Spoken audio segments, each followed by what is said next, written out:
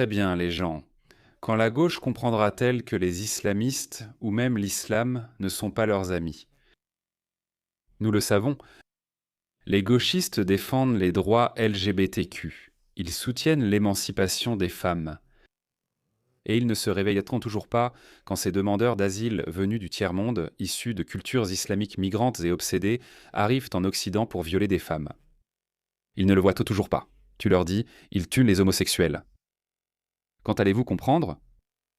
La seule chose qu'ils ont pour eux, la seule chose qui les unit, c'est leur haine commune de l'Occident ou de la civilisation occidentale. Parce que les gauchistes croient que le monde créé par les hommes blancs, d'accord, les hommes européens blancs, ont construit ce monde, le monde dans lequel nous vivons, le monde de l'IRM. Les machines, les voitures, les trains, les avions, les voyages spatiaux, l'intelligence artificielle et Internet. Ce sont les blancs qui ont créé tout cela. Donc ils ont aussi créé l'environnement capitaliste où toi et moi pouvons devenir aussi riches que possible et améliorer la vie de notre peuple, de nos proches. Ce sont eux qui ont tout créé, d'accord? Ce n'est pas pour dénigrer les autres civilisations. Elles ont aussi bien réussi, tu sais, l'ancien empire perse, les Indiens, les Sumériens, les Akkadiens, les Perses, pardon, et les Égyptiens. Ils étaient en tous grands pour leur époque, mais les 300 dernières années environ ont été façonnées par les hommes blancs. Pour une raison inconnue, certains descendants de ces hommes blancs détestent l'Occident. Ils se détestent tellement qu'ils sont prêts à s'allier avec des personnes qui veulent non seulement démanteler la civilisation occidentale, mais qui veulent aussi les tuer. C'est pourquoi nous appelons cela le virus mental woke. C'est un virus mental. Mais vous demandez, mais ce que vous n'arrivez pas à comprendre, c'est quand vont-ils vraiment apprendre? Vous savez, il y a les gays pour Gaza. Vous avez des gays pour Gaza. En fait, tous les gauchistes, gays ou non, soutiennent Gaza. Mais ce qu'ils y font et la société qu'ils vont y créer reste à voir. Ils ne tiendront pas une minute là-bas. Donc tu espères que peut-être quand ils iront là-bas, comme on dit de les expulser à Gaza, on dit de les expulser en Égypte, ou au Pakistan, ou au Bangladesh, ou en Afghanistan. On le dit tout le temps. Mais ils n'y vont pas parce qu'ils veulent toujours vivre dans des pays blancs. Mais ils ne comprennent pas. Ils ne savent même pas faire des maths de base. Si tu continues à faire venir des gens de ces pays où tu ne veux pas aller vivre, si tu continues à faire venir ces gens dans des pays blancs, alors ton pays blanc ne sera plus blanc. J'utilise blanc et occident de façon interchangeable, car la civilisation occidentale a été créée par des hommes blancs. C'est ainsi. Je suis heureux qu'ils m'aient accepté dans cette civilisation. Il n'y a rien de mal à ça. Regardez ça, les gars. Un journaliste de NBC, probablement un gauchiste, va en Syrie et découvre rapidement. L'un d'eux est venu vers moi, m'a regardé et a fait ça. Vraiment? Il a fait comme ça. Tu sais pourquoi? Parce qu'il s'en fiche que tu sois un socialiste wokiste communiste ou pas. Il te voit comme une personne blanche. Et c'est tout. C'est suffisant pour eux.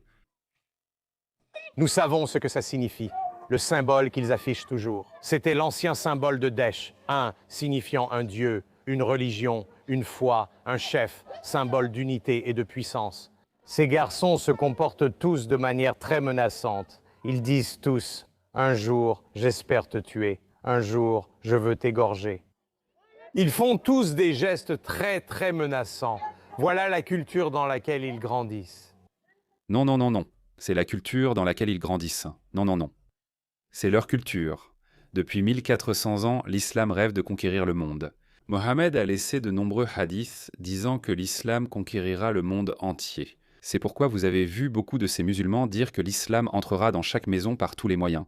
Ils n'y arrivent pas parce qu'ils ont encore des pratiques médiévales. Donc ce n'est pas comme si cela n'était jamais arrivé auparavant. Rome est bien tombée face aux barbares.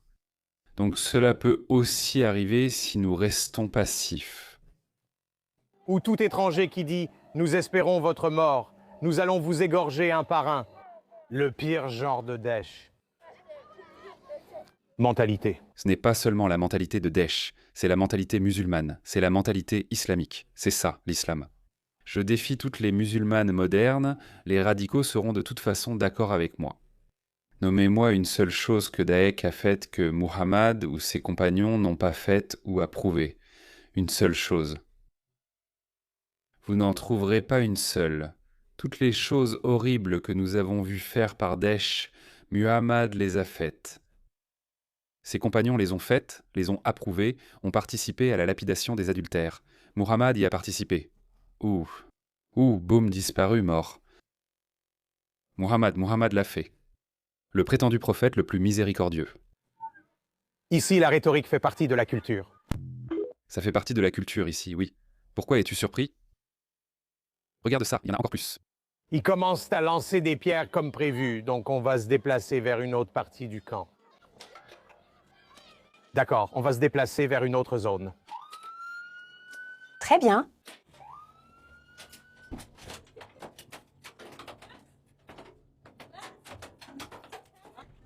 Les gars, vous voyez ça? Les Australiens, on a eu 4 épouses de Daesh qui sont arrivées avec, je ne sais pas, 7, 8, 9 enfants.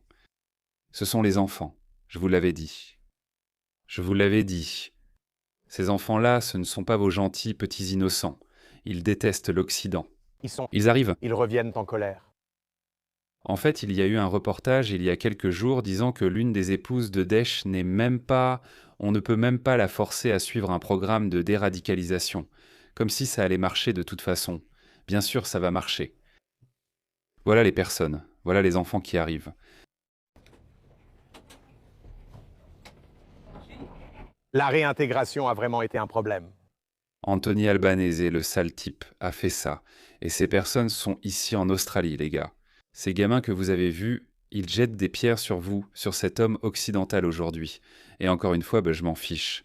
Il est de gauche, il les soutient. Ils militent pour leur retour en Amérique ou en Grande-Bretagne. Ils ignorent tout cela et s'en moquent. Ils ne se soucient que d'une chose, leur religion, leur islam, leur haine de l'Occident. C'est pour ça que j'appelle ça de l'empathie suicidaire. Et il n'y a pas que la menace terroriste venant de ces personnes. Je l'ai déjà dit, ils viennent de cultures obsédées par le sexe, complètement étrangères. Il n'est donc pas surprenant que la criminalité sexuelle ait explosé partout en Europe. Ce ne sont pas les autochtones qui en sont responsables. Ce ne sont pas les Britanniques ou les Néerlandais de souche qui violent ces femmes, ni les Suédois.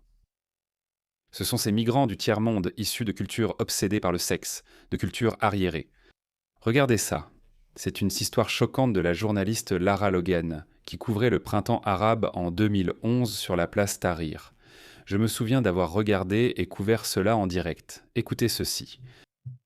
Ils s'en fichent. Il y a des caméras. Ils s'en fichent. Il y a des hommes. Ils s'en fichent. C'est ce que ces gens attendaient. Ils sont venus ici ce jour-là. Une jeune femme blonde, attirante, pensait cela. Je ne lui en veux pas, d'ailleurs. Je ne lui en veux pas. Je veux juste que les autres comprennent que toutes les cultures ne sont pas les mêmes. Les cultures comptent. Tu pourrais grandir dans ta petite bulle en pensant qu'on est tous égaux. C'est la faute de l'homme blanc, bla bla bla.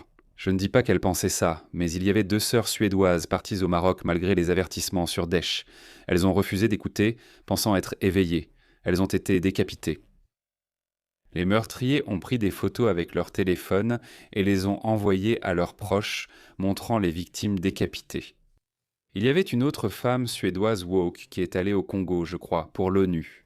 Elle était extrêmement woke. Elle était pour l'ouverture des frontières. J'ai oublié son nom, je l'ai mentionné il y a quelques vidéos. Elle y est allée avec son amie américaine woke pour une mission de l'ONU où elles ont été assassinées. Et qui peut oublier que Marbertini, ce gaz italien pro-Gaza, est allé à Gaza. Il était pro-Gaza, assassiné.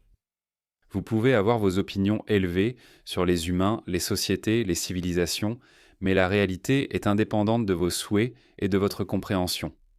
L'ignorance peut être très mortelle. Ici, vous pouvez être ignorant. Vous pouvez crier sur un homme blanc. Vous pouvez l'insulter ou quoi que ce soit. Il ne va rien se passer. C'est la raison pour laquelle beaucoup de ces personnes se sont crues tout permis. Ils se disent « je peux frapper un homme blanc. Je peux lui crier dessus, je peux gagner sur tous les tableaux. » Les hommes blancs, eux, en Occident, nous sommes devenus civilisés. C'est pour ça qu'on ne se bat plus de la même façon. Mais si tu vas dans ces cultures médiévales, ils battent leurs femmes. Ils ont un décret légitime de leur Dieu, Allah, le Coran, chapitre 4, verset 34, qui dit cela. Tu peux battre ta femme. Il y a des centaines de ces vidéos. Tu crois vraiment que c'est une bonne idée d'aller parmi eux? S'il te plaît, arrête. Regarde ce qui lui arrive. Jour après jour, il s'agit de liberté. Elle a fait son reportage sans le moindre problème pendant plus d'1 heure. Et que s'est-il passé ensuite? La batterie de la caméra est vide. Et nous avons dû nous arrêter un instant. Et soudain, Bahar me regarde et dit « Il faut qu'on parte d'ici. Bahar n'est pas à l'aise ici. » Il est égyptien, parle arabe et comprend ce que dit la foule. Oui. Il comprend ce que nul autre dans l'équipe ne comprend. C'est ça. On m'a dit plus tard qu'il disait « Enlevons-lui son pantalon ». Et c'est comme si, soudainement, avant même que je comprenne ce qui se passe, je sens des mains qui attrapent mes seins, mon entrejambe, qui me saisissent par derrière. Je veux dire, ce n'est pas, vous savez, une personne puis ça s'arrête. C'est une personne, puis une autre, puis encore une autre. Je sais que Ray est là et m'attrape en criant « Laura, accroche-toi à moi ». Alors qu'elle était entraînée dans la frénésie, la caméra a enregistré son cri. Et je crie en pensant. Si je crie, s'ils savent, ils vont s'arrêter, tu sais. Si quelqu'un va les arrêter ou s'ils vont s'arrêter eux-mêmes à cause de ça. Ils vont tous s'y joindre. C'est aussi arrivé au Pakistan à une femme pakistanaise il y a quelques années. Une TikTokeuse est allée au Pakistan, société patriarcale. Elle était pakistanaise, alors on l'a blâmée en disant qu'elle aurait dû savoir. C'était sûrement une fille woke et libérale qui ne comprenait pas et n'écoutait pas ses parents. Et elle a été agressée en masse. Tout est filmé. Parce que c'est mal. Et c'était le contraire.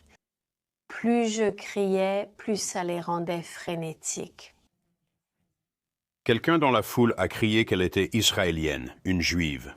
Aucune de ces affirmations n'est vraie, mais pour la foule, c'était comme jeter une allumette sur de l'essence. Même si quelqu'un n'était rien de tout cela, je peux vous dire qu'ils ne se seraient pas arrêtés. Ils s'en fichent, mais cela en dit long. Quand Israël vous dit qu'ils nous détestent, qu'ils veulent nous tuer, qu'ils veulent nous détruire. Le 7 octobre, ils ont fait ce qu'ils ont fait. Ils le referont si nous cédons à ces exigences woke. La preuve est là. Céline, l'assaut sauvage s'est transformé en une fureur meurtrière. J'ai un bras autour de Ray. J'ai perdu le fixeur, j'ai perdu les chauffeurs, j'ai perdu tout le monde sauf lui. Et je les sens déchirer mes vêtements.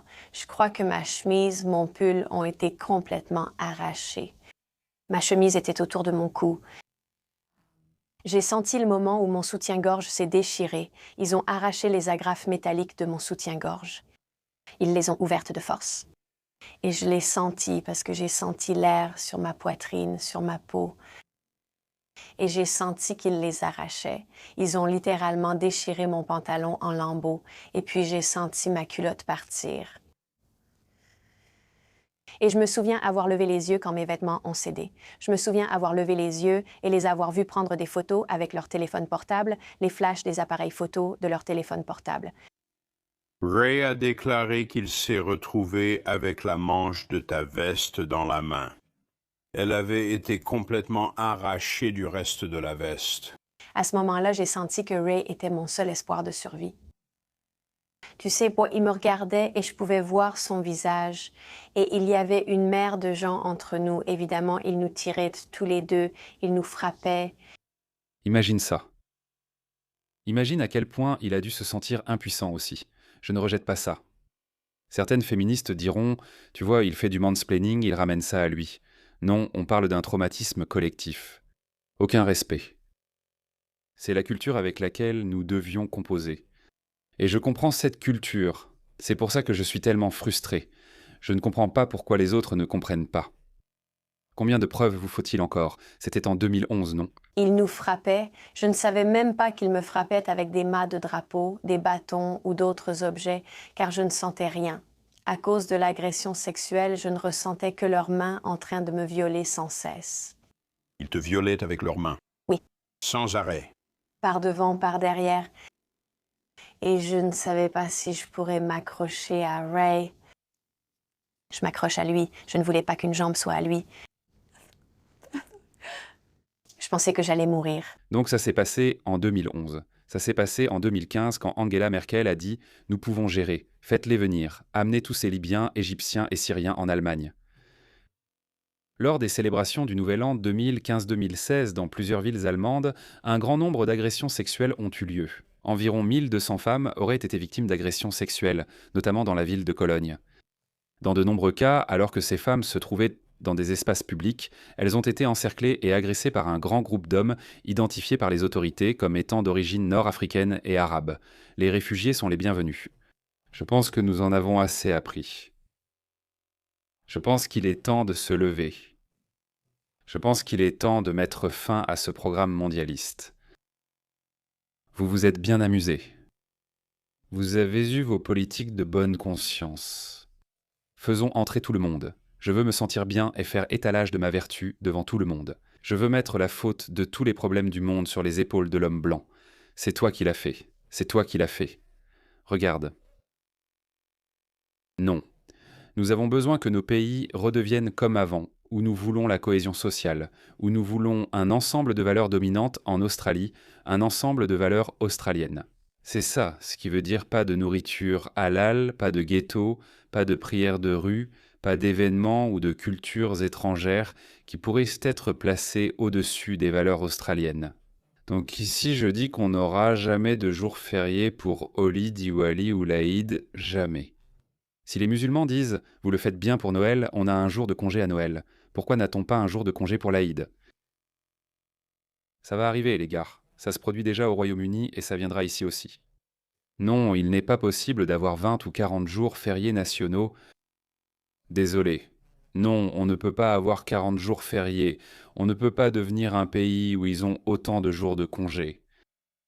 Nous devons défendre nos propres pays. Il est prouvé, sans l'ombre d'un doute, que les pays qui ne défendent pas leur propre mode de vie, leur propre structure, leur système de valeurs, disparaissent. Tu veux disparaître ? Pas moi.